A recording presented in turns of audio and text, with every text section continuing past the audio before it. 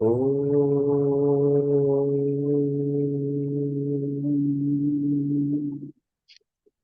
Om. Om.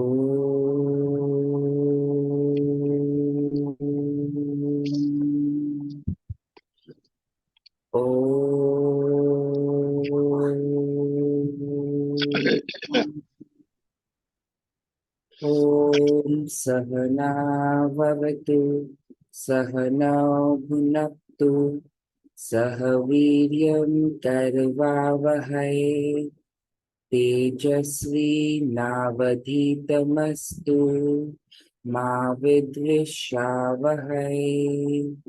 Om Shanti Shanti Shanti. Om Sadashiva-Samarambham Shankaracharya-Madhyamam Asmadacharya-Paryantam Vande Guru-Paramparam. Om Gurur-Brahma Guru Recording in progress. Guru Maheshwaraha Guru Sakshat Param Brahma Tasmai Shri Guruve Namaha. Om Saraswati Namastubhyam Varde Kamarupini Vidyarambham Karishyami Siddhir Me Sada. Karpanya Doshopahata Svabhavaha Pritchami Tvam Dharma Samudachetaha Yachreyasya Nishchitam Bruhitanme Shishyastehaham Shadimam Tvam Prapannam. Om Vangme Manasi Pratishtita Mano Me Vachi Pratishtitam Aviravirma Edhi Vedasya Manistaha Shrutam Me Ma Prahasihi Anenadhitena Ahoratran Sandadhami Ritam Vadishyami Satyam Vadishyami Tanmam Avatu Tadvaktaram Avatu Avatu Mam Avatu Vaktaram Om Shanti Shanti Shanti. Om Bhadram Karnebhi Shrunuyam Devaha Bhadram Pashe Makshabhe Yajatraha Sthirairange Stushtu Vang Sastanubhihi Vyashema Devahitam Yadayuhu Swastina Indro Vrithashravaha Swastina Pusha Vishwavedaha Swastina Sakshyo Arishtanihi Swastino Brihaspate Dhadatuhu. Om Shanti Shanti Shanti. Om Aham Vrikshasya Dereva Kirti Prishtam Girereva Urdhva Pavitro Vajaniva Swamritam Asmi Dravinagum Savarchasam Sumedha Amritokshitaha Iti Trishankora Vedanu Om Shanti Shanti Shanti. Narayan, Narayan, everyone. Thank you, Ritich. Thank you for the seva. So we did Shloka 12, up to Shloka 12. And now we'll start with Shloka 13. So at this stage, Bhagwanji has revealed his cosmic form, his Vishwaroop Darshan to Arjun.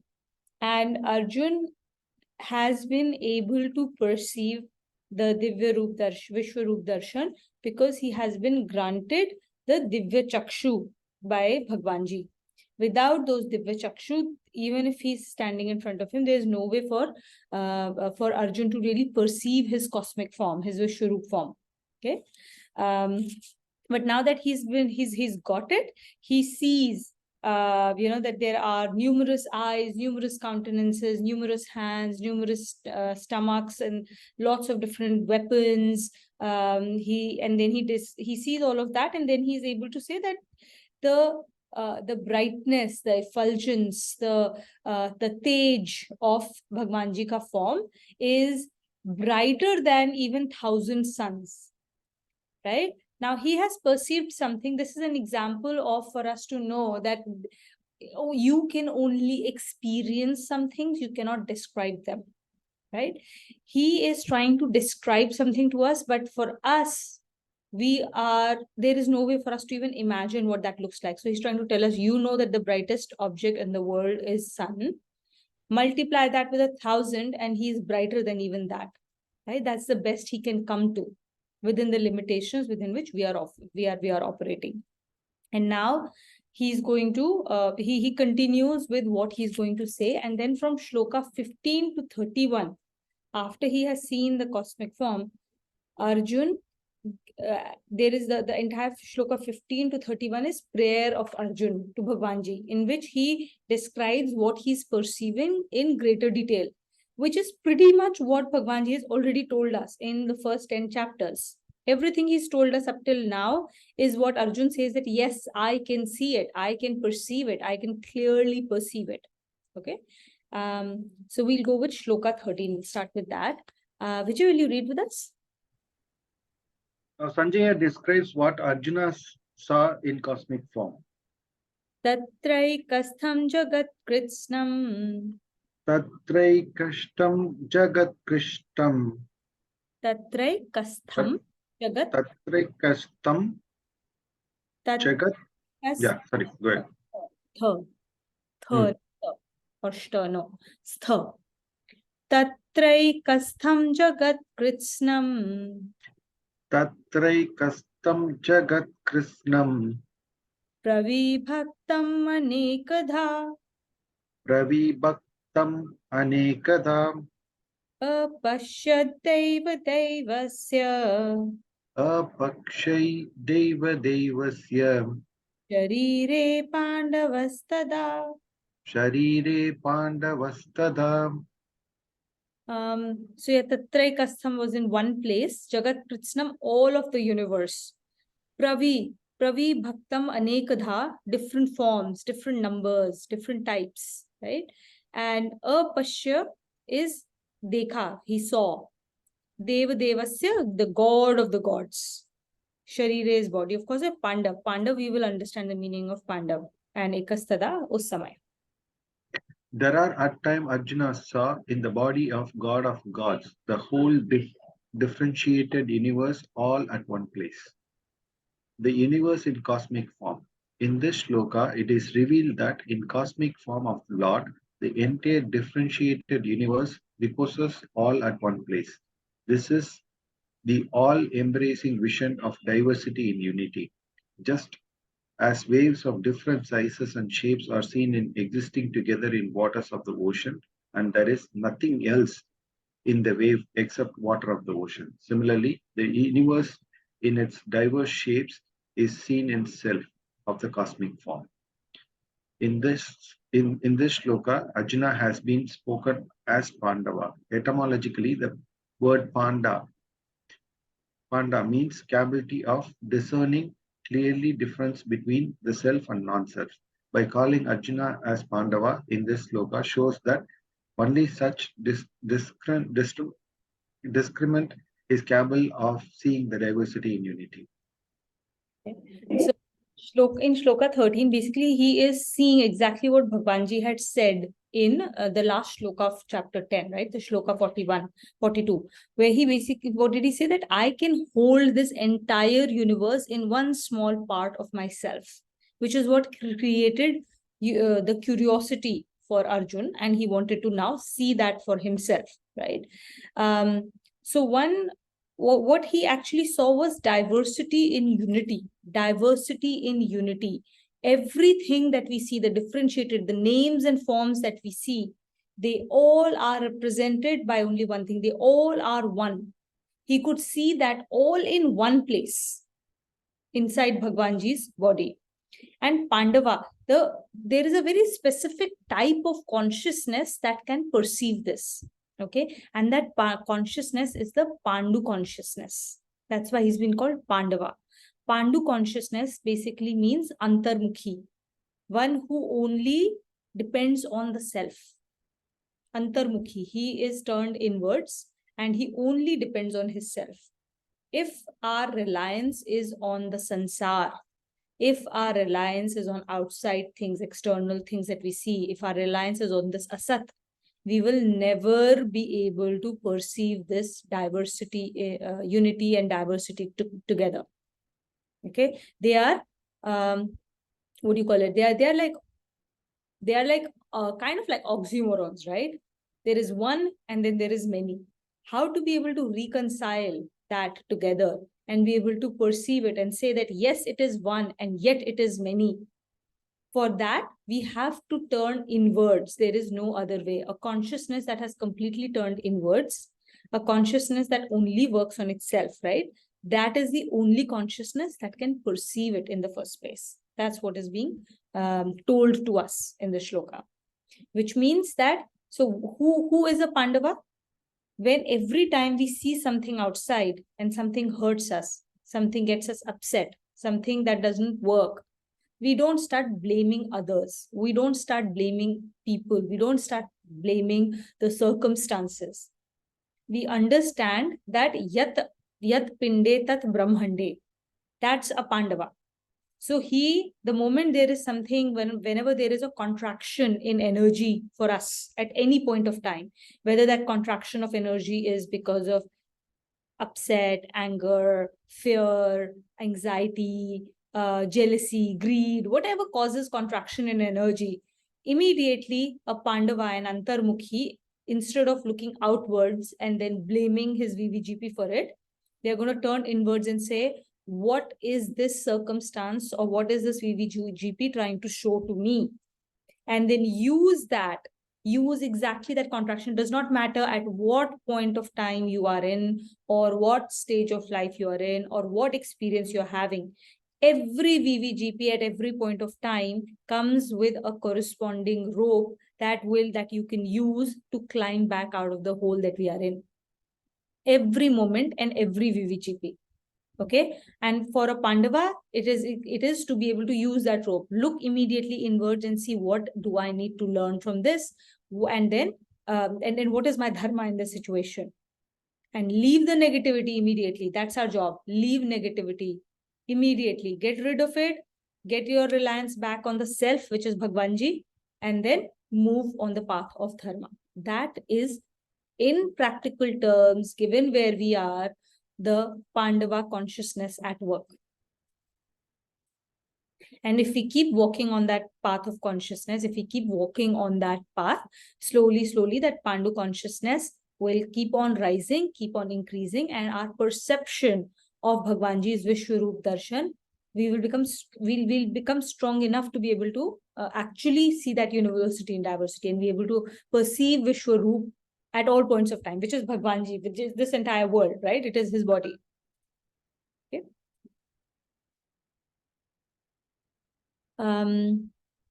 Bhagyashree, you will read with us?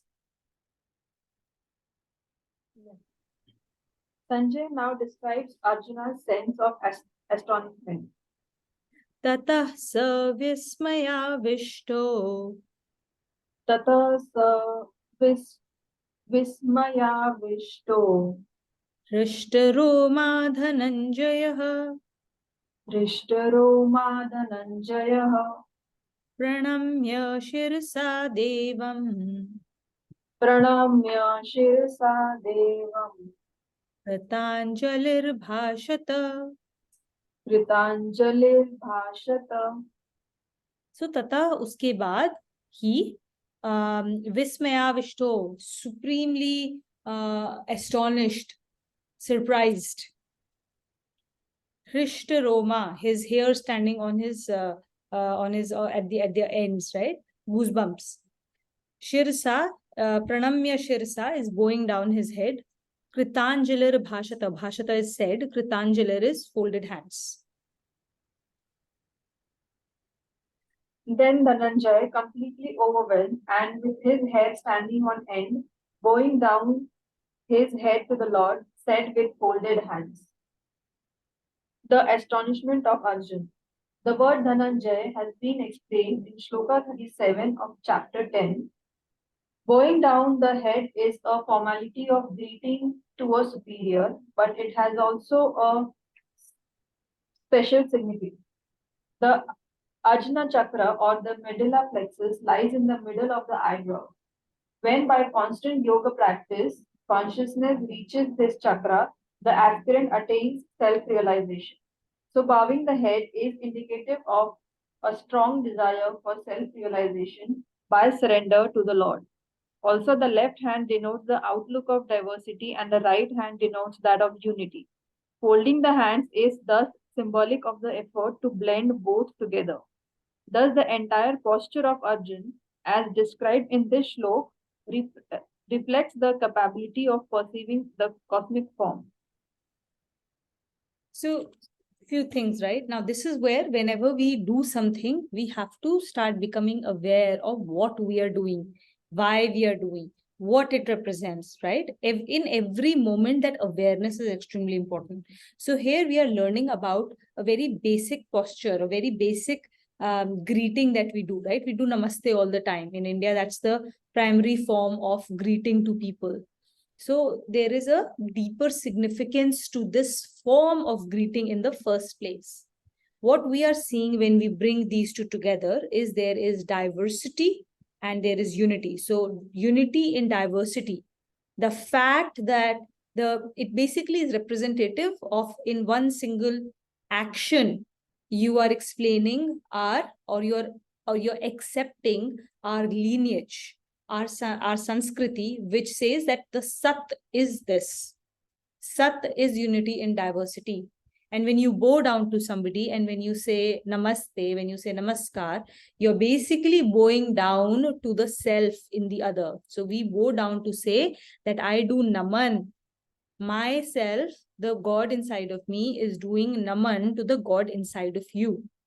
So we are recognizing that behind this other name and form that I'm seeing here lies the unity. Right? So this is, let's be very aware of when we do namaste to someone else, of what we are really doing through this action, and accept that inside of us, to use it as a reminder every time that I'm actually in all of my VVGPs, I'm interacting with Bhagwanji only. This is a constant reminder. You see, every part of everything that is part of our rich Sanskriti is here because of a reason, and it is a reminder. These rituals are a constant reminder to us of what is Sat and what is Asat. And then bowing down your head, we don't just go like, we are not standing still, right? Like we always bow down when we say namaste. That's a way of saying that I surrender to the God inside of you. We are not surrendering. We are not saying naman to the name and the form, but to the Bhagwanji inside them. We are recognizing who is real here. And then we do naman to that. So the connection is soul to soul connection and not a name, body, form connection, which is all asat, transient, and will pass by. Okay. So when we are in that state of mind, when we are in that state of awareness, that is the state of awareness that makes us, that increases our what we call patrata, that increases our ability, that makes us capable of receiving or perceiving Bhagwan Ji ka Vishwarup. Right? So this is all indicative of who we need to be. This is exactly, and the starting point is what? Shishyasteham shadhimam tvam prapannam. Starts with that. So Arjun and Krishna had a lot of different relationships. Right? So one relationship was that he was, they were first cousins. Krishna was Arjun ki bua ka beta. Okay, so there was this connection of being first cousins. Then they had a relationship of best friends. They were sakha, right? So that was a second connection they had. This is name and body form connections, right? Relationships. The third was that Arjun was brother-in-law of Krishna, because Krishna's sister Subhadra was married to Krishna as well. So he had three normal sansaric relationships with Krishna. Okay, three sansaric relationships, and in those three sansaric relationships is how he always lived with him, right? But when he is in that Arjun Vishad Yog, when he was going through that Vishad and when he was completely confused, and he asks Bhagwanji for help, and he said, I cannot even hold the gandhi. When he drops the gandhi from his hand and he says, I can't do this, and he was questioning whether this war is worth it or not, right? In that moment, when Krishna speaks to him, if you go back to chapter 1 and go through those shlokas, Krishna does not give him tattva gyan. He speaks to him from a sansaric point of view. He tells him what is the correct thing to do from a perspective of the sansar. And he tells him ki, why are you kshatriya ko, it is not good for a kshatriya to behave like this. That's what he tells him. He does not give him tattva gyan, right? He says, for a kshatriya, this is not the right thing to do. You are acting like a coward. You are a kshatriya. Don't do this. And then he tells him that if you continue on this path, nobody's going to respect you. People are, so he gives him all of that type of stuff, right? He tells him the jo manyata ke hisab se, what is the right thing to do. Okay. And then again, after he hears Krishna, then he again, when Arjun hears that Krishna is calling him a coward, that's when Krishna says, then Arjun comes back to Krishna and he says that, no, I think you're understanding me all wrong. I'm not a coward here. Okay, I'm not saying that I will not fight because I'm a coward. And then he goes on to explain himself, like, I'm not being a coward, I'm pretty strong, but I don't think it is right for us to do. And then he says all of those things about how can I kill my superiors, how can I kill my how can I kill, because I will have to kill Bhishma Pitama, I'll have to kill Drona to be able to reach out to Duryodhan's army, and they are puja for me, right? I should be praying to them. How can I kill them? And if I do such a thing, it will be a lot of pap. So he goes on and on and on, right? All of that.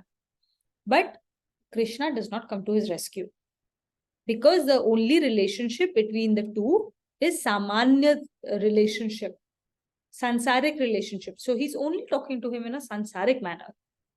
It's only in chapter 2.07 when he establishes two new relationships with Bhagwanji, with Krishna, that Krishna starts to speak to him. What did he do? In that shloka, which we do in every invocation, he establishes two relationships. One, he establishes the relationship of Shishya and Guru. Right? Shishyasteham, I am your Shishya. Shadhi mam tvam prapannam sharanagati. He establishes two new very special relationships. Guru-Shishya relationship is a very special relationship. It is a 1:1 relationship in which a Vishesh Gyan is given. It is not like the difference between a general Gyan and a Vishesh Gyan would be, general Gyan would be, go do puja. Okay, everybody will benefit from puja. A Vishesh Gyan would be, for your specific circumstance, for your specific use case, go do Shivji ki puja. Right? A general Gyan would be, have vitamins, right? You should eat vitamins or whatever, you need supplements. A specialized case would be, Vishesh Gyan would be when, based on your health profile, you specifically need these and these and these nutrients more than others, right? So personalized Gyan. So Guru-Shishya relationship is a very personalized relationship, and Guru will explain the concept to you specifically in that context of what you need to learn, where you are in your journey. Okay, so he establishes that relationship. It's a very special and a very responsible relationship. And when you say that I am your Shishya, I am your disciple, the word disciple means who can be disciplined by someone else. Okay, so Arjun reaches a point where he accepts that I am completely dharma sammudha chetaha. I have no ability to understand what is right and what is wrong any longer. I don't know what is my shreya. I don't know what is in my best interest any longer. I am confused. So now I want you to accept me as your disciple. I am ready to do whatever you want me to do. Whatever you ask of me to do, I will not use my brain to then do tark and vitark and discuss whether you are actually saying the right thing or not. Now I accept you as my guru, accept me as your disciple because I'm ready to be disciplined by you. My ego is not going to come in the picture. Okay, the moment the ego comes into picture, that relationship breaks. And then he says Sharanagati. Sharanagati is when you're fully dependent on Bhagwanji. When you become fully dependent like a child on Bhagwanji, that's when he has to take care of you. It's like a 1-year-old child, fully dependent on his parents, right? Fully dependent on his parents. There's no way that that child can take care of himself, and the mom knows that, the dad knows that. So the parents will take care of the child completely. Kab khana hai, kab sona hai, kab kya karna hai, whatever, they will provide for that child. Okay, but as the child grows older and he starts to assert his ego, then the parents start to let him be. Right? So that is the difference. So when Arjun, so the whole thing starts with Arjun taking Sharanagati and establishing that relationship, getting his ego out of the picture. And once the ego is out of the picture, that doesn't mean that you don't ask questions, by the way, right? Arjun has been constantly asking questions throughout Gita. But you ask questions not from a space of doubt, but from a space of understanding. You accept that what is being told is truth. I don't know how to employ it. I don't know how to practice it. And I am unable to get to that level. Help me to really, really get to that space. Help me develop the right behavior patterns, the right strength of mind to be able to really practice what you're teaching. All his questions come from that space. Now that he starts from that space, ultimately he reaches a space where he has now raised himself to a space where he can now start to see that unity in diversity. Okay. Now he's also been referred here as Dhananjay. He's called Dhananjay because at a grosser form, there is a story in Mahabharat where he had done a big yagya. Kya kehte hain usko? Ashwamedh yagya for Yudhishthir. And in that Ashwamedh Yagya, when he did that Yagya, he went and he conquered all the kingdoms around him. And he conquered a lot of dhan, lot of wealth for Yudhishthir. And he came back home, right? So that was when he was called Dhananjaya. He conquered a lot of wealth for Yudhishthir, for Pandavas. That's why he's called Dhananjay. But at a subtler level, Dhananjay, the wealth does not mean money here. Okay. Wealth means being able to discern the right and the wrong. Somebody who is able to discern the sat and the asat. That is the real wealth. Somebody who has had complete control over his senses, Jai. One who has had Jai over himself. One who has conquered his senses. One who has conquered his sleep of delusion. One who has conquered his mind. And the mind is not your master, but your slave. When he has acquired these wealths, that is the person who is Dhananjaya. So these are the prerequisites for us to be able to have Vishwarup Darshan, to become capable of Vishwarup Darshan. Until we make ourselves capable, koi guru mil bhi jaye, Bhagwan ji samne aa bhi jaye, he cannot help us. So we first have to help ourselves before Bhagwan ji can help us. That's why the adage, he who helps himself, right? God helps those who helps themselves. So we first have to make ourselves, कहते पात्रता अपनी increase करनी है हमें. Bhagwan ji's blessings are there all the time. How much blessing we are able to capture depends on our patrata. And our entire journey of Gita is to increase our patrata. We have to unlearn so much that we have learned along the way, drop the baggages, and then learn, like basically empty ourselves out. हमें कुछ बनना नहीं है. In the path of Gita, निवृत्ति before प्रवृत्ति, कुछ बनना नहीं है, हमें नहीं बनना है. नेति नेति, I am not this mother, the role that I play. I'm not this employee role I play. I'm not the brother and the sister role I play. I'm not whatever, right? Those roles, those upadhis that we keep giving ourselves, appellations we keep giving ourselves. I'm somebody's wife, somebody's daughter, somebody's mother. We have to leave these appellations. I'm an angry person. I'm a nice person. I'm a beautiful person. I'm a helping person. All appellations. Neti, neti, leave them, empty yourself out. As we empty ourselves out, we become closer and closer to God. Yes, Rituj. Yes, the line that you said about helping ourselves so that we can help others. Another example is like in an airplane before, when the safety protocol is discussed, they say that you have to first wear your own mask and then you should help others. So the idea is you have to secure yourself first and protect yourself first, then only you'll be in a capacity to help others as well. So it starts with you. So I think that's also similar to that. That's all I thought. Absolutely. Thank you for sharing, Rituj. So on and exactly on that note, if we haven't helped ourselves and we try and apply Gita principles to others, it will come across as very shallow. And we all have experienced in our lives, all of us at some stage in our lives, when we are trying to apply these Gita principles to others in our lives, to our spouses, to our children, to our friends. And in that space, when we are doing that, there is nothing but judgment. Nothing else other than judgment. I am so good. I am so cool. I know all of these things. And look at them, they don't even know all of this. And now I will correct you. And I will tell you what is the right thing to do. There's nothing but judgment and ego in that space. And naturally, the other person does not get it. Because we are not coming from the right space. We are only coming from a space of ego. We are coming from a space of judgment. And there is a lashback.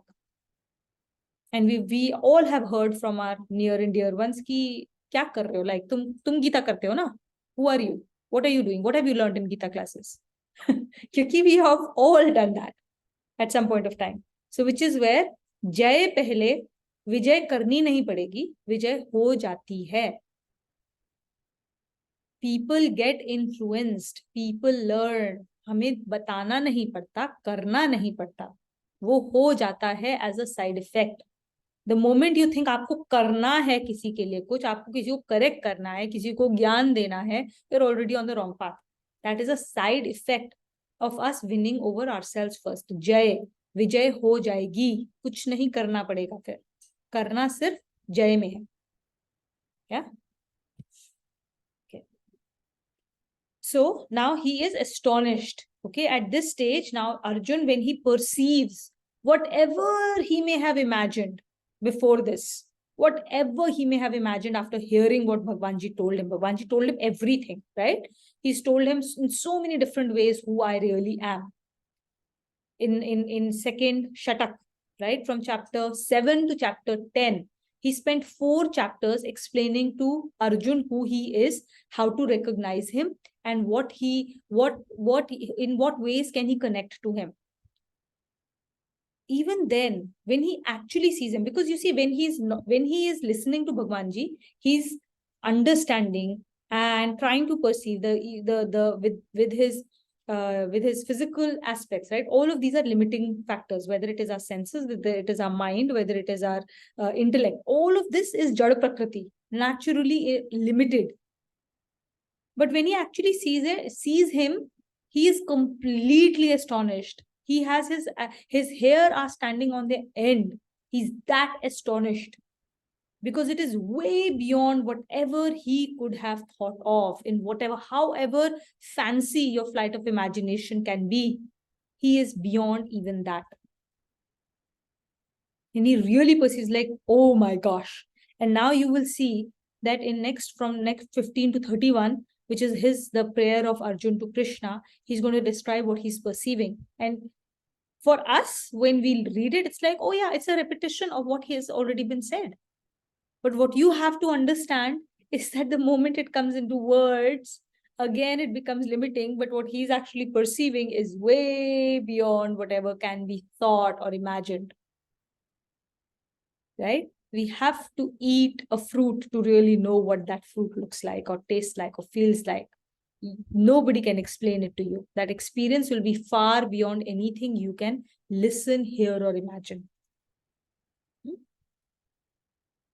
Okay, Anmol, you will read. Now, filled with the emotion of total self-surrender to the Lord, Arjuna prays to him. Arjuna Vacha. Arjuna Uvacha. Give me a second. There's a different tune to this. Now I'm still in the first shloka. Shami Devans Tava Devade. Okay. What's the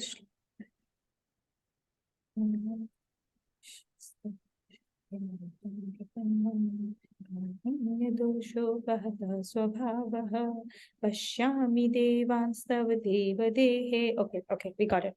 Okay. Pashyami Devanstav Devadehe.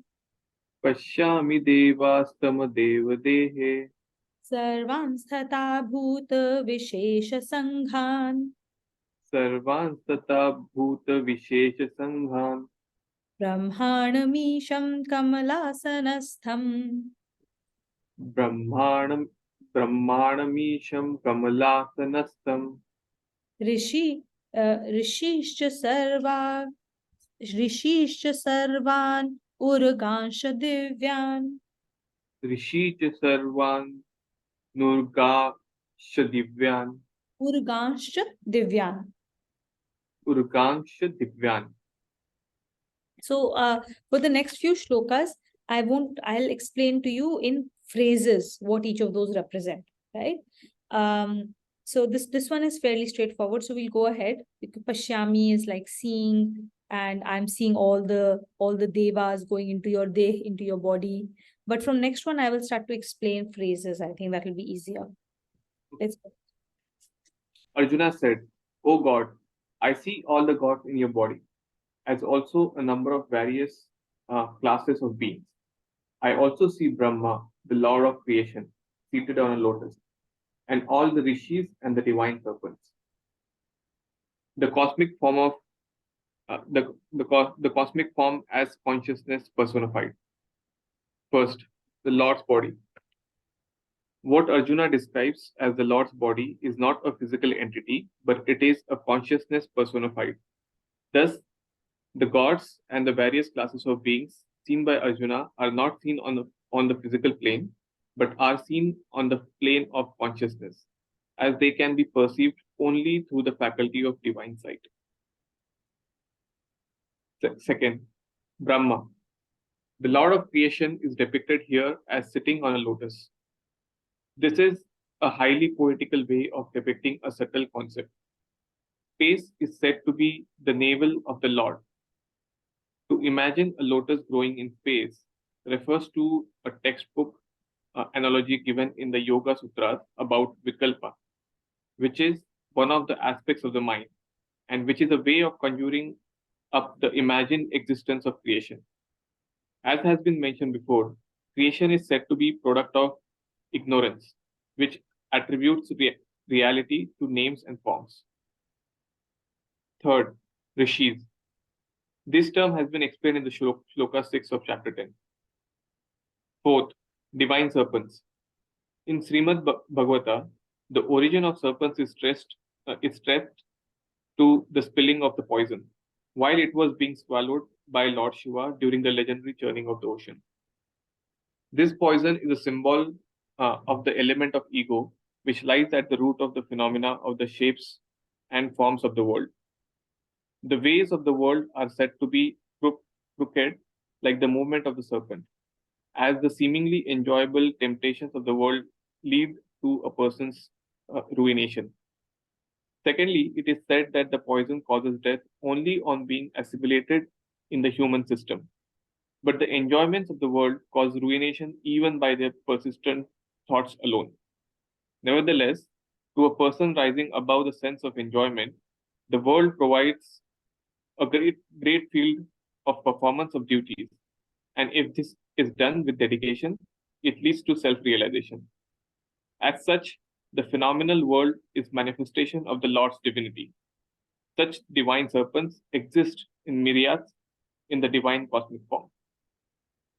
So it's all going to be extremely poetical now, right? It's very poetically expressed, mostly because we can't take anything that Arjun is describing about Bhagwanji in literal terms, because we won't get it at all. Okay, it's not literal, but he's trying to express something that he's seeing in a very poetically fantastical way, because there is no other way for him to give us a small sense of what he's talking about here. Okay, now when we say that this world is Bhagwanji's body, right? That's how we should think about the Vishwarup Darshan.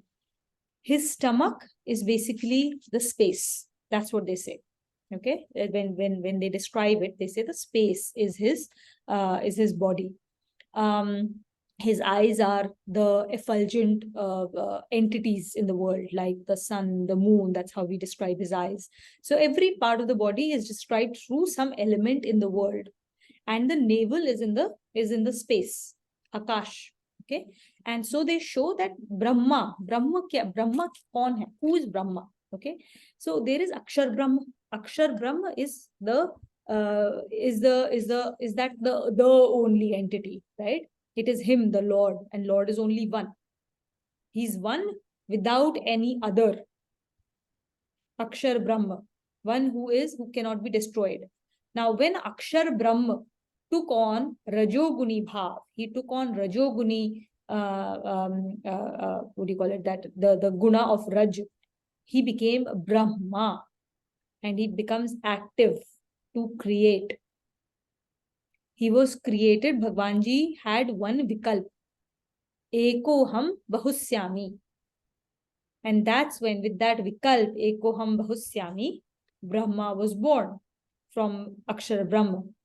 So Akshar Brahma with Rajogun, when that vikalp comes in him, Ekoham Bahusyami, he becomes Brahma. And the Brahma starts to create the world, right? Now, when you say it is a vikalp, it's because that means it is not a satya. It is our imagination. It is all imagination. Okay? It is imagination in the sense of this not being real. It is his dream. It is Bhagwanji's dream, because that's how he wanted it to be. Now, the point is that, we all keep asking ourselves, right? Why, right? Why was this Maya created? Why was this world created all the time? First is that with our limited faculties, it is impossible for us to ever answer this question. We can only answer that question once we have acquired self-realization. In that moment, we are Brahma himself. And that's when we will really, really, really, truly get it as to why was Maya created. However, for us to understand at this stage, the best way we can is like this. Everything that has name, form, everything that is in this world that Bhagwanji has created has a tendency. Okay, it has a characteristic, and Maya has two characteristics. It has veiling characteristic, where Maya hides the reality. Okay, it has veiling, it veils. So you don't know parde ke piche kya hai, you don't know the reality. It veils. So that is its characteristic. It will always do so. Veiling characteristic. The second characteristic is projection characteristic. It veils and it projects. It has veiled the reality and then it projects something else to you. So you see a different story. Okay. So what is apparent is not the truth. The first thing that you see is not the truth. We have to go past that. Now connect this back to so many different things that we hear about, right? As a basic principle. The first thought that comes to our mind, the first impulse that comes to our mind is not the truth, not the correct thing. Control the impulse. think about it, and then act accordingly. Give yourself some space to think about what you should do. Then you will come up with the best course of action in a certain situation. Maya has two characteristics. Once we understand these two characteristics, and then we can utilize it correctly. Maya has been created the way it has been created for us to use the Maya correctly with reverence to find our way back to ourselves, to remember Smriti Labdhva, what Arjun experiences. At the end of Gita, when Gita closes, he says, now I remember Smriti Labdhva. Okay, that is why Maya has been created the way it has. It's like fire. Fire has the characteristic of effulgence. It has the characteristic of heat. It is how it is. If you put your hand, if there is fire in the kitchen, a person who does not know how to use the fire correctly, he burns his hand in it and he says, why is there fire in the kitchen? Arey, fire is there in the kitchen to help you to cook your food. Use it properly. Don't put your hand in it. That's not the purpose of the fire in there. But if fire was not there, you won't be able to cook a delicious food. That's why it's there. So people who keep asking these questions as to like, why is Maya there? Why am I in this situation? Why is this happening to me? They are like a person in the kitchen who does not know how to use fire correctly. So they are constantly asking, why is there fire? Remove fire. That is the best way out. That's how I will not get hurt. But that's actually not the right way to go about it. Okay. So that's the closest I can come to explaining why Maya is the way it is. So now we need to stop going beyond those questions as seekers in this way. We have to change our vocabulary. We have to change the way we see the world. We have to change the way we behave in circumstances. Right? And if we are not doing that, then there's no point in these satsangs. We should not waste our time coming for these Sunday classes. Might as well use it for something else. Right? That these are the things that should show us that we are making progress. How we behave, how we think, how we act in tough situations, right? The rishis, the 7 rishis that was explained in Shloka 6 of chapter 10 as being said here, right? The 7 rishis were who? The 7 maharshis are representative of the 5 sense organs, the intellect and the ego. Okay, these 7 maharshis represent the path of action, the karma yoga, with the use of ego, intellect, all of our sense organs. Use them correctly to do the path of action, and Arjun is able to see how karma yoga is part of Bhagwanji. He is able to see how this world is. It was created through his vikalp, and he's also able to see the divine serpents, right? So now you have the reference to Lord Shiva, right? Lord Shiva is the Adi Guru. Adi Guru as in the ultimate teacher, the first teacher who gives us Gyan. He's representative of Gyan. And one who gives us the Tattva Gyan, which will help us. How do we get that Tattva Gyan? How do we get to him? When Bhagwanji gives us Gyan, it helps churning of the ocean inside of us, churning of consciousness inside of us. And that churning of consciousness, when we do this churning, right, which is the Nidhi Dhyasan, Manan and Nidhi Dhyasan, that Manan and Nidhi Dhyasan is the churning of the ocean. And in that, the good and the bad will both come out. All the positive things, feelings, emotions, memories, our ways of behavior, our sanskars, both will come out. They will come at the surface. As they come to the surface, don't get attached to this or the other. Don't get attached to those memories. Don't get attached to the feelings that you experience. You will feel like crying sometimes. You will be remorseful sometimes. You will feel very happy about something sometimes. Don't get attached to any of them. Let them come and let them go. Nivratti, nivratti, neti, neti. The more Manan and Nidhi Dhyasan you do, the more churning happens, the more of the stuff that is deeply embedded inside will come out. And all we have to do is watch them, because that's all that Bhagwanji does. That is what our self is supposed to do, right? We're not supposed to get attached to anything. We're not supposed to do anything.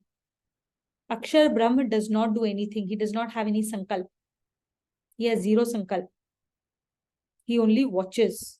He does not give prerna to anything, to anybody, to do anything. The prerna as a concept, the motivation to do something is a rajoguni bhav.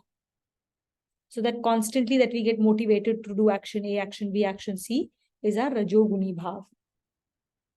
Okay.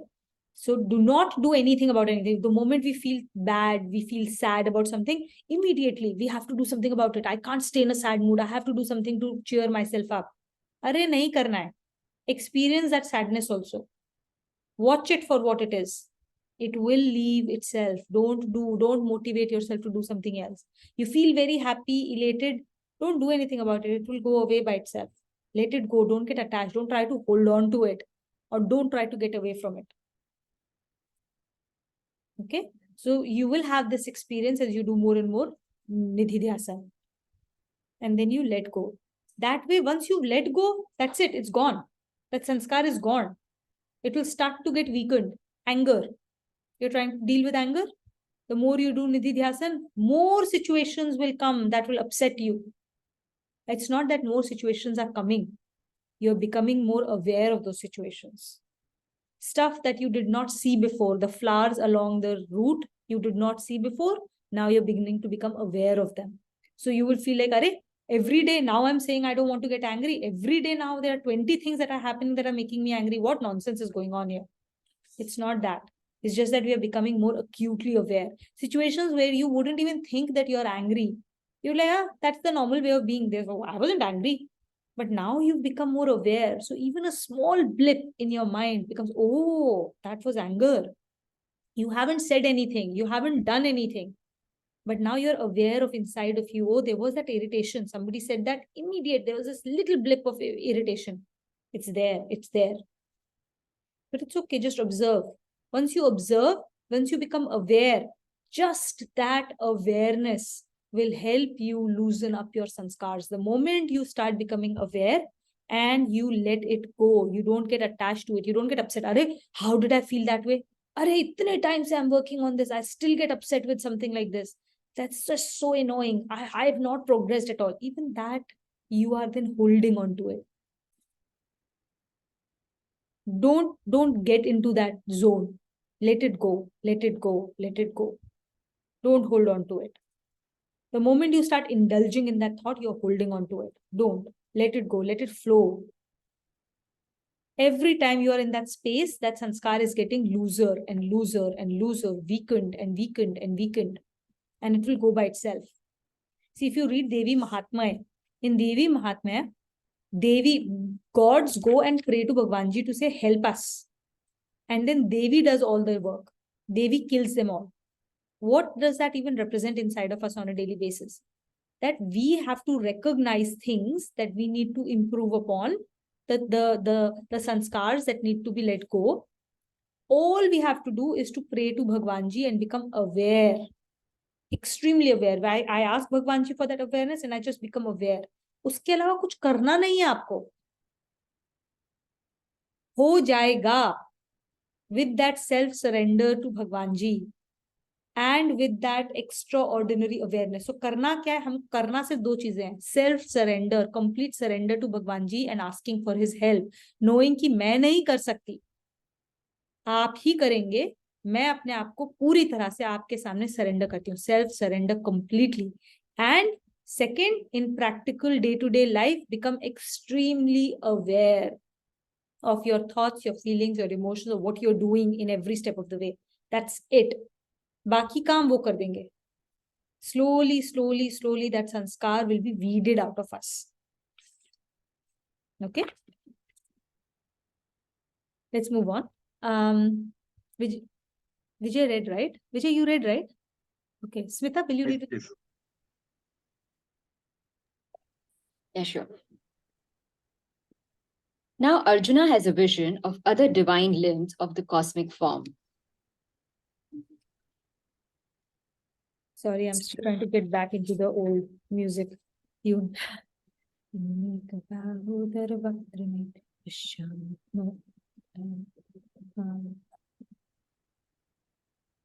शिष्यस्य हंसाधिमां त्वां प्रपन्नम् अनेकबाहु. Okay.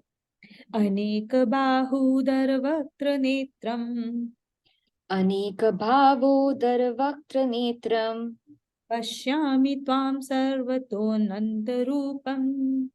पश्यामि त्वां सर्वतोऽनन्तरूपम् Nantam na madhyam na punastavadim.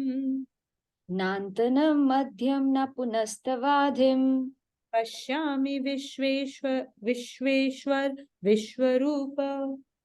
पश्यामि विश्वेश्वर विश्वरूप. So Anek Bahudar Vaktra Netram. That is in the meaning below, it is with manifold arms, stomachs, mouths, and eyes. Okay. Pashyami Tvam Sarvato Anantarupam is the first line. I see you as possessed of boundless aspects. Then the next one, O Lord of Universe, in your cosmic aspect. That is the last part of the shloka. Pashyami Vishweshwar Vishwarupa. And the final one, I see not your end, nor the middle, nor also I see the beginning, is this beginning of the second line. Nantam, na ant, na madhyam, na punastavadim. I don't see your beginning, end, or middle. Let's read. The cosmic aspect. In this shlok, some organs of the human body have been mentioned to indicate some aspects of the cosmic form. In chapter 6 of Canto 3 of Srimad Bhagavata, a description has been given of the cosmic form of the Lord. The presiding deities of various faculties of the world are mentioned as arms of the Lord. The sky is said to be the stomach of the Lord. Fire is his mouth, and the suns are his eyes. In his body, which is personified consciousness, there are myriads of these parts, and therefore Arjun sees no end or the middle or the beginning of this form. Yeah.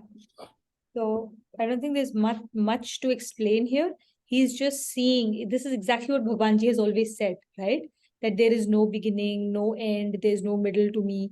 And that's what is being perceived here. Okay. And he's seeing his hands essentially are hands are what? They help us to do things, right? So all the devs or the presiding deities of the powers here, the power, whether it is the sun god, the moon god, the god of the rains, the god of the trees, the god of the ocean, all these gods that we pray to, they are his hands because they have the ability to get things done. They have the ability to do things. So that's how he's representing, he's seeing, or he's explaining to us. Okay, we'll move on. Rituj, will you read with us? Yes. Arjun now describes the Lord's equipments. Kiritinam gadinam chakrinam cha. Kiritinam gadinam chakrinam cha.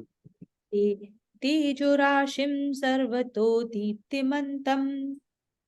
Tejorashim sarvato deeptimantam. Pashyami tvam durnirishyam samantad. Pashyami tvam durnirishyam samantat.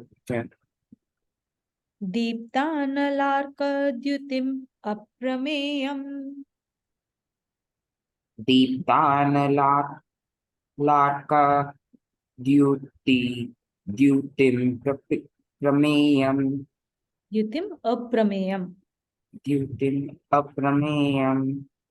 So, so the first one, I see you with a diadem, mace, and chakra. That is the first part of the shloka. Kiritinam, gadinam, chakranam cha. Then a mass of brilliance everywhere. Second one is the second part of the first line. Tejo rashim sarvato deeptimantam. Then the third one, the dazzling and blinding, blazing all around.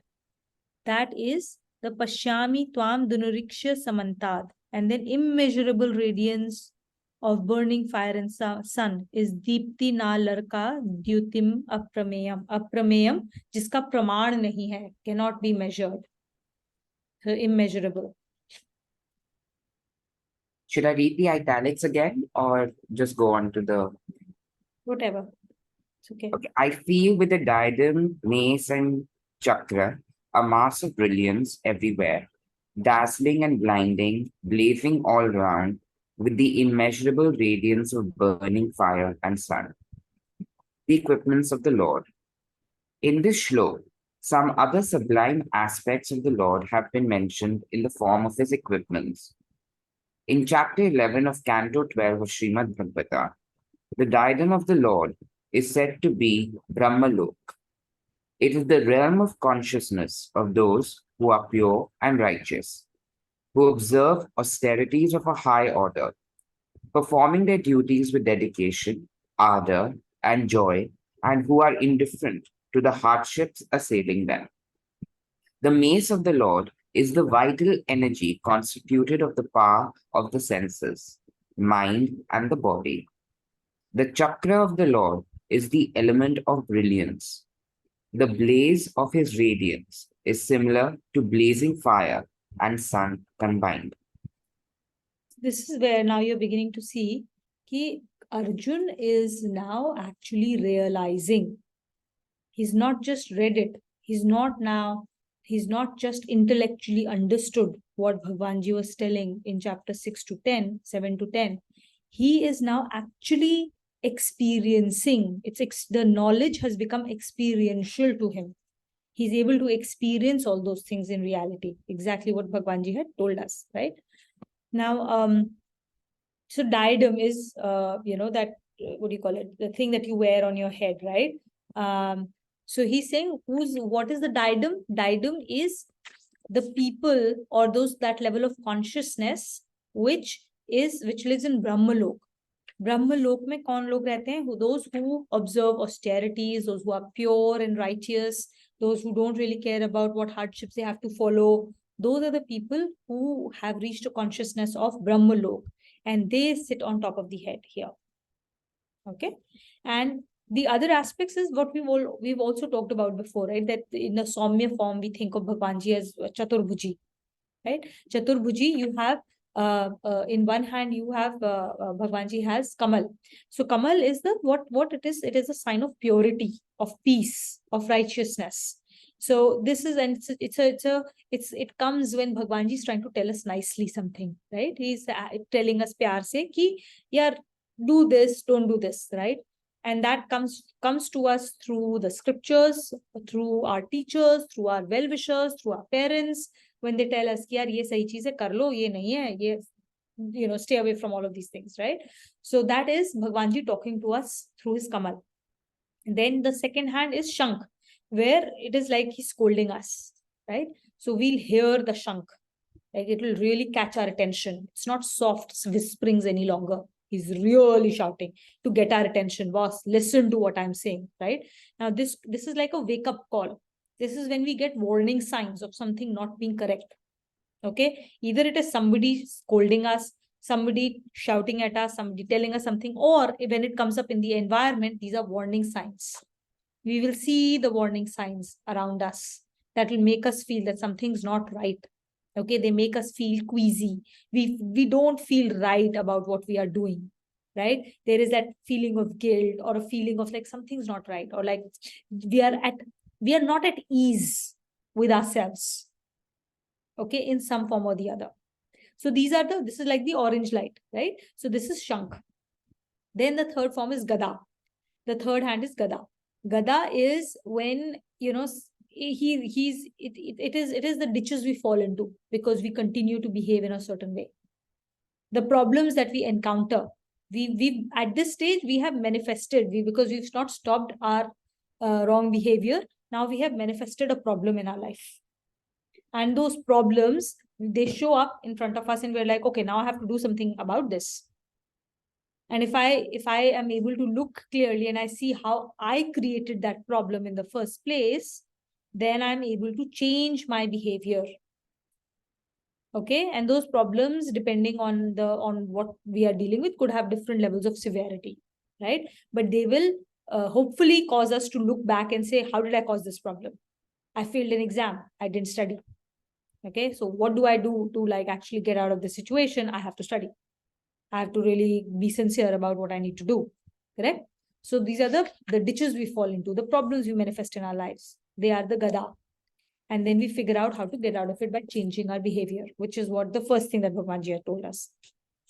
If we do not even correct ourselves, even despite the big problems, the problems will keep getting bigger and bigger and bigger.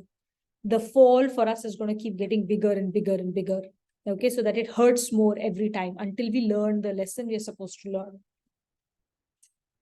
And so for example, anger, right? For me, like if I keep getting angry every time, the problems I will create around myself are going to be bigger and bigger and bigger, until I reach a point where I'm unable to handle that situation any longer and I have to step back and say, boss, no, I can't get angry anymore. Correct? So those are the examples. At what stage of problem do you learn? Kitna zor se gada padna hai before you learn? Nahi karoge to every time it will come back with a stronger and stronger and stronger force, until we learn the lesson we have to learn that Bhagwan Ji is trying to teach us. And then the fourth one is the chakra. When none of that works, then eventually we will come into a situation where we have zero power or choice. Then there is choicelessness in that situation. It is the ultimate killer situation. In that situation of choicelessness, you have no choice but to surrender. Your ego, which has caused you to continue on this path, is completely like decimated. And you have to do what you were supposed to do in the first place. You have to alter your behavior. You have to change. And that chakra could be, depending on what you're trying to learn, could be physically very debilitating, could even lead to death, because this body or this whatever is no longer suitable for you to continue your life path. That could be. Or it puts you in a physically, metaphysically, emotionally, spiritually, in some situation where you are forced now to change. It's obviously a very, very bad situation to be in. But that's the path we have walked ourselves into. Okay, so those are the four forms of Bhagwan Ji, the Chaturbhuji forms. And he's able to see them as well. Now he's able to reconcile that. Okay. I think maybe we can cover one more. Ritush, you'll read with us the next one. After the description of the Lord's sublime personality, Arjun makes a mention of his sublime qualities. Tvamaksharam paramam veditavyam. Tvamaksharam paramam veditavyam. Tvamaksharam paramam veditavyam. Tvamasya vishwasya paramam nidhanam. Tvamasya vishwasya param nidhanam. Tvamavyayah shashwat adharma gopta.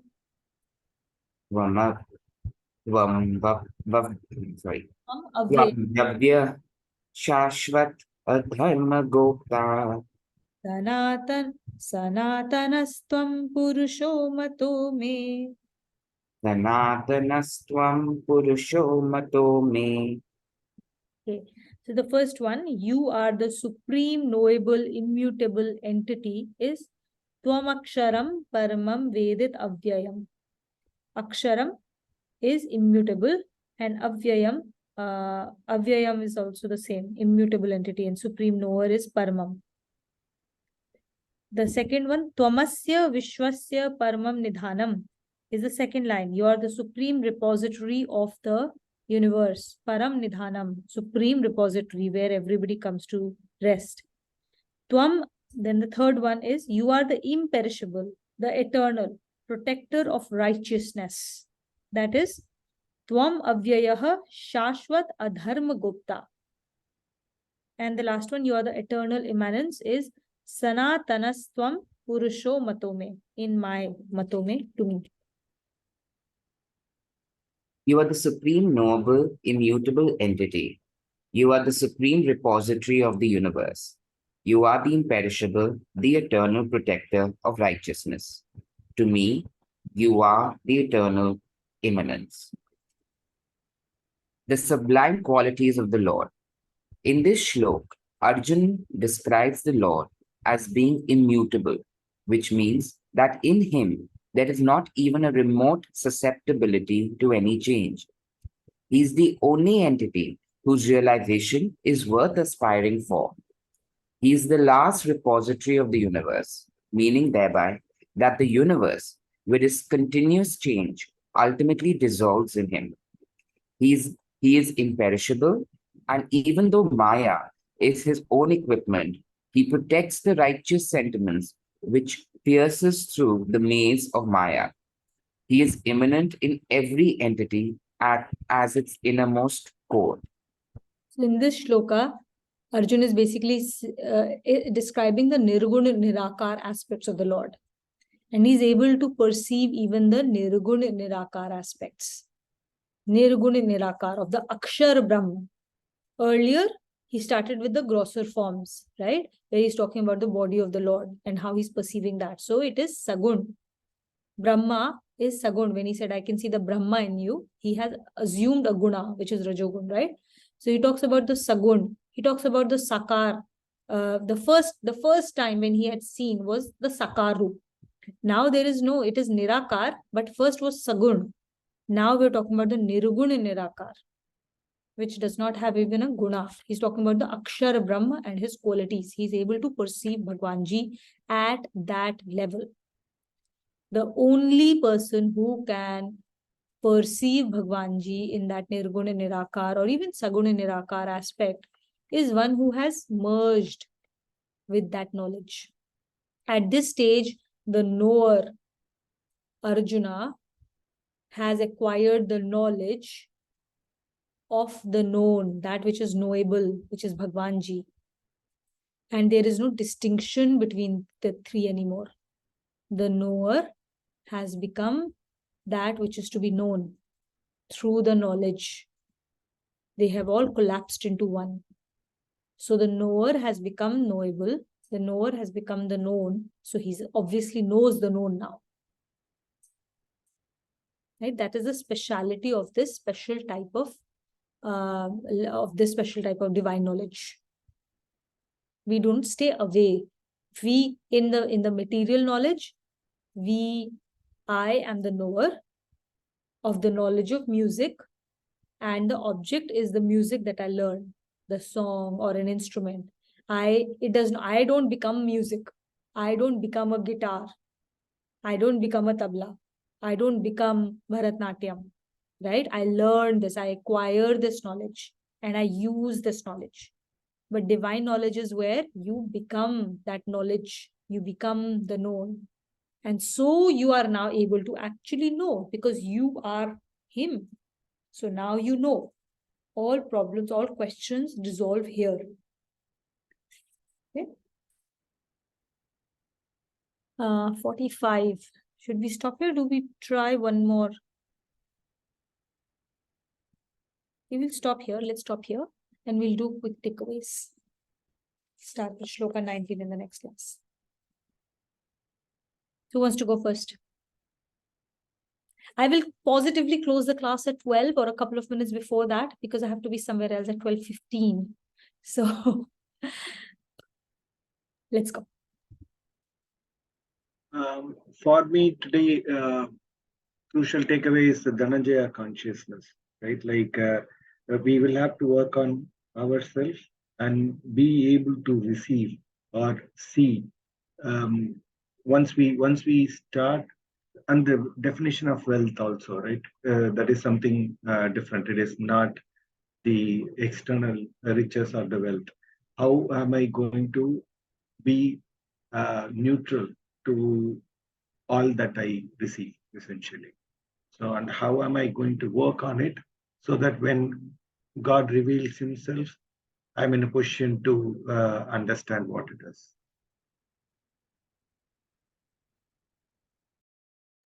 You are on mute. Thanks for sharing, Vijay. So you're right. When we talk of wealth, right, there are 8 types of wealth that are described in our scriptures, and money is the bottommost, the most nimna variety, the cheapest and the least important variety in the order. Okay, there are other wealths that are described, right, like the wealth of health. That's a very big wealth. The wealth of peace and mental peace, the wealth of having control over your senses and your mind. These are all different types of wealth which are way more important. And the highest wealth is the wealth of bliss, which comes with self-realization. So money is part of it, but it's the most nimna variety. And unfortunately, that's the only form that we typically tend to run after. So. And Shloka 18 apparently is become my family song. We have Akshara, we have Vishwa, we have Avya. Pretty much all the names are part of the family.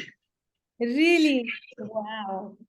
That's incredible. So your family is a Nirgun Nirakar form of Bhagwanji.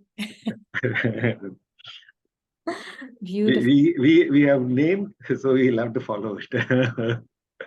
You have high standards to reach up to that. Which is a good thing. Who wants to go next? I can go. I think for me, similar takeaway actually, more from we talked about Pandu consciousness, which is being antarmukhi, and also the fact that in every VVTP that is thrown at us, we should look inwards, acknowledge, become more aware of how we are thinking, what we are thinking, and then understand how we can perform our dharma at that time. I think this discussion in the first shloka was related to also the Niti Dhyasan that we spoke about later, which is similar, which is, we didn't speak on those terms, but essentially it was similar things like observing what you're doing, becoming more aware of your emotions, your thoughts, everything in all situations, and then responding in a measured manner. Absolutely. Fantastic. Thank you. So really knowing the meaning of Pandav and Dhananjay, right? I didn't know what Pandav, the meaning of Pandav really is. So now we know that who has turned inward. And Dhananjay, which you said just now about the wealth, 8 types of wealth. Yeah, that was really needed. And then how we are seeing now that in previous shlokas, God was telling us that I am this, I am that, through all the subtle things, I am this. Now, how Arjun has experienced, and he is saying that you are this, you are that. So, how he has experienced this, that, I mean, that is what we would like to experience also. And now we are trying to learn through him that, okay, how he has experienced God, that you are this, we are saying all this, he's saying all these things about the Lord, which now we have to learn that through his words, we have to experience maybe whatever he's saying. No, that is still not experiential, Bhagyashree. That is still us just learning. It's just intellectual, nothing else. When we experience it, you have to eat the fruit. So we just have to eat the fruit, and we will. You're on the path. One of these days, you will be eating the fruit. I think I'll go next. What resonated is the word niti as to how to leave all our appellations, because we being a mother, being a wife, being a daughter, we give a lot of significance to these positions that we have, and we misuse it. Like, I'm your mother, I'm saying you do this, I'm your daughter, I know what you. So, a lot of time it's just about, as you said, Jay and then Vijay, because once you start doing it, being that, embodying all those qualities, others will learn and kind of, go through it, and they will do it without you actually saying one has to do XYZ things. So I think, yes, it's a very difficult thing to do, but I think it has its merit, and it will result. I'm sure it results in positive results once you start leaving all those many positions that you hold, and you take too much onus on yourself, which you're not supposed to. You can just let yourself be and just do the duty that you're supposed to do. Absolutely. See, when you take onus on ourselves, when there is ego, ये करना है, that's ego playing. That's not sharanagati. And then it creates pressure. क्योंकि अब मुझे करना है, and I know I have limited resources, limited capacity. How will I do it now? That onus on ourselves is the play of the ego. Immediately you should recognize that. And for children, actually children are they are basically our mirror. If you see your child doing something that you're not very happy with, of course you're going to guide and instruct the child, but it's a clear reflection of something that we need to change in ourselves, because they learn from our actions. What have I done to get the child to pick this behavior up? I have to model myself. They are our biggest mirror, always. And now we have a small little mirror here. So cute. Look at him. Oh my God. Children take love because all they do is give love. They just give love, nothing else. And that's why everyone is drawn to them. Everyone falls in love with children. You always want to take care of them because they give nothing but love. Nothing but love. उनके अंदर कोई ego नहीं होती. If you think about it, why everybody ends up loving children when you spend time with them? Any child, you get attracted. They know how to take love out of us because they have complete dependence. They have no ego. And डांट लो कुछ भी कर लो, they'll still come back and love you and say, Mama, I love you. That's why we have to be like that. We have to get back to being children of Bhagwan Ji. Thanks, Smita. Just in furtherance to what you said about being children, I think children are also very pure, because when you're just born, you're not, as we grow up, we tend to add these flaws to ourselves with the VVGP around us. But with children, they're just very pure, like sponges, they just attract whatever's there. And so it's very unblemished and very clear. So I think that makes sense that you have to go back there.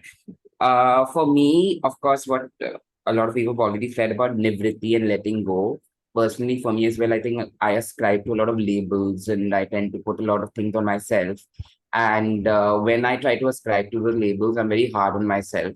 So I feel that what I need to practice, especially this week, is to be as calm and composed, because whatever happens around me, whatever situations, even if whatever I perceive as favorable or unfavorable, I don't have to be so I tend to get into this whirlwind and start wallowing and start, being just cursing as to why did I do this? And I keep replaying things like that. So I need to stop doing that, what I learned from even hearing from this class, and just deal with the situation, not basically give up or say, okay, I'm not going to deal with it, but in a calm, composed manner, and rather than just getting into that whirlwind of being hard myself. So that was one learning that was important. And also I love the fact that how the importance of namaskar and namaste and the significance of the left hand being diversity and the right hand being unity, and how it comes together, and how we bow down to the other person's the unity, and combining that unity and diversity, or diversity and unity kind of thing. That also was something that was really nice. Very nice, Rituj. So, very last, very quick one, right? Being hard on ourselves, the harder we are on ourselves, the harder we are on others. We are harsh to others because we don't love ourselves first. And that's true for all of us. We are our harshest critics. And the way our mind works is that it does not know what is present, future, or past. It only knows present. It only knows present. There's no future, there's no past to it. Okay. When something happens, it happens in the moment here. And when we tend to dwell on it, right, it happens, we have to deal with it. So it immediately gets us into action. There are different types of emotions, different hormones, different chemicals that are released in our body to deal with that situation immediately. Fight, flight, whatever that we are looking to do. Okay. When we go back and dwell on a past activity that has happened, and we are valuing in that activity, our mind does not know that it is just something that happened in the past and I'm not dealing with it any longer. Your mind feels like this is happening here and now, and it's constantly releasing those hormones and those chemicals that then you, instead of dealing with that situation once, your body, mentally, physically, you're dealing with it again and again and again. That means you're putting yourself under pressure, under duress again and again and again. which means that your body is getting flushed with those hormones and those chemicals that it does not need. So you're putting yourself under duress. That's how all kinds of diseases happen. Okay, your mind only knows here and now. Be here and now. When there is no stress, why are you creating stress for yourself? By thinking about what has already happened. When something has happened, put attention to it. What is it that you need to do about it? Take that action and then forget about it. You don't need to live it again.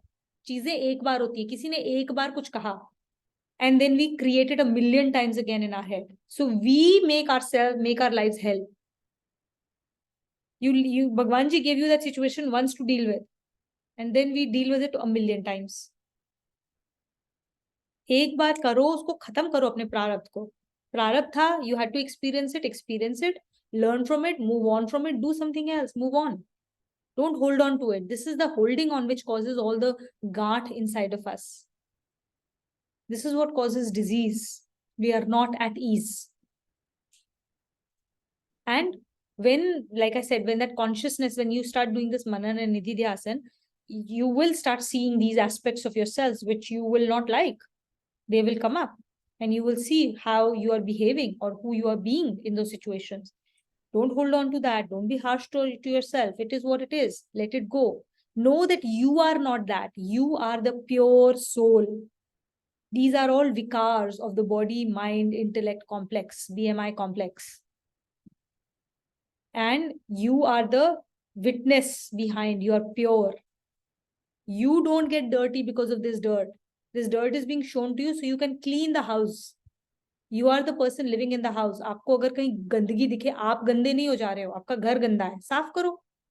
Clean it out. Neti, clean it out. Right? So don't be harsh on yourself. There's nothing to be harsh on yourself. It's not you. It just is some little kachra, and be very glad. अरे light खुल गई, मुझे दिख गया, वरना वहीं पड़ा रहता. I would have never been able to see it. I would have never been able to clean it. अब दिख गया, very good. दिख गया तो अब clean कर देंगे. There's nothing else to it. There's no reason to be harsh to yourself. So start loving yourself more.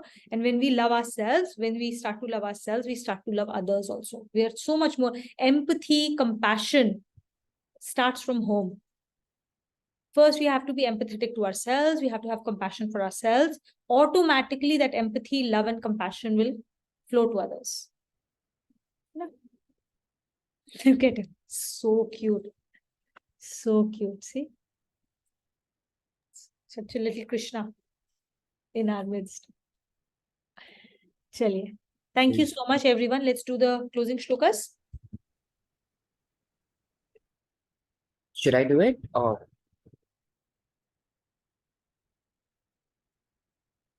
Yes, please go ahead. Okay. ॐ सर्वेषां स्वस्तिर्भवतु सर्वेषां शान्तिर्भवतु सर्वेषां पूर्णं भवतु सर्वेषां मङ्गलं भवतु ॐ सर्वे भवन्तु सुखिनः सर्वे सन्तु निरामयाः सर्वे भद्राणि पश्यन्तु मा कश्चित् दुःखभाग् भवेत् ॐ असतो मा सद्गमय तमसो मा ज्योतिर्गमय मृत्योर्मा अमृतं गमय ॐ शान्ति शान्ति शान्तिः ॐ पूर्णमदः पूर्णमिदं पूर्णात् पूर्णमुदच्यते पूर्णस्य पूर्णमादाय पूर्णमेवावशिष्यते ॐ शान्ति शान्ति शान्तिः ॐ